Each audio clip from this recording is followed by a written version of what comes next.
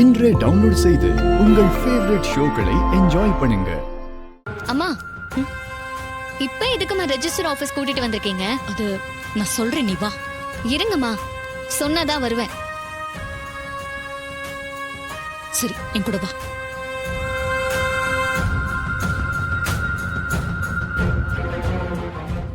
ரேவதி, அம்மா எது பண்ணாலும் உன் நல்லதுக்காக தான் பண்ணுவேன்னு நீ நம்புறியா?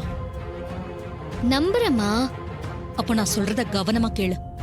இன்னும் கொஞ்ச நேரத்துல உனக்கும் உன் அப்பாவோட தங்கச்சி பையன், அதான் அந்த ராஜா சேதுபதியோட பேரன் கார்த்திக்கும் ரிஜிஸ்டர் மேரேஜ் நடக்க போகுது. என்னம்மா சொல்றீங்க? எனக்கும் கார்த்திக்கும் ரிஜிஸ்டர் மேரேஜ் நடக்க போதா? மா, விளையாடாதீங்கம்மா. ஏய், உன் கல்யாண விஷயத்துல நான் விளையாடுவேனா?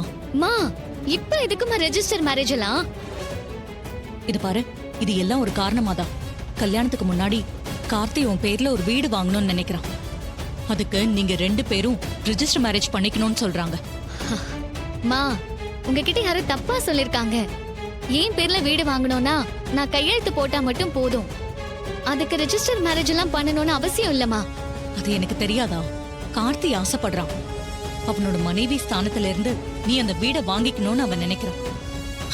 இப்ப என்ன, ஒரே ஒரு கையெழுத்து தானே?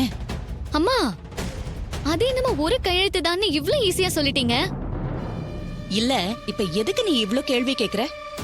அம்மா, நான் கேள்வி கேட்கலமா, என் குழப்பத்துக்கான பதில தான் கேக்குறேன்.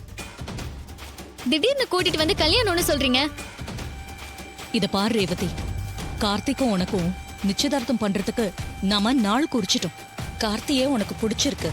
அப்படி இருக்கிறப்போ ரிஜிஸ்டர் மேரேஜ் பண்ணிக்கிறது ஒரு சாதாரண நடைமுறை தான். நான் அதுக்கு சொல்லலமா. எதுக்கு சொல்றேன்னா, பாரு ரேவதி, நீ எதுக்கு இவ்ளோ யோசிக்கிற? நான் உன் நல்லதுக்காக தானே எல்லாமே செய்வேன். இப்போ நீ மட்டும் இந்த கல்யாணத்தை பண்ணிக்கிட்டேனா பாட்டி பகை எல்லாத்தையும் மறந்து உன் அப்பா கூட சேர்றதுக்கு வாய்ப்பு இருக்கு. அதுக்காகவாவது கொஞ்சம் யோசி ரேவதி.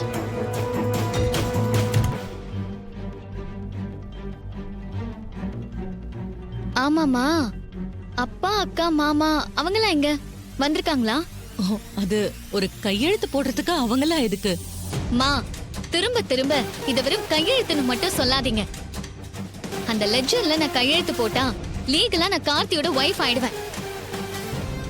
எனக்கு கல்யாணம் நடக்கிறப்போ நம்ம வீட்டாளுங்களாம் இருக்கணும்ல, அது முக்கியம் தானே? இல்லம்மா, நான் அந்த அளவுக்குலாம் யோசிக்கல, மறந்துட்டேன்.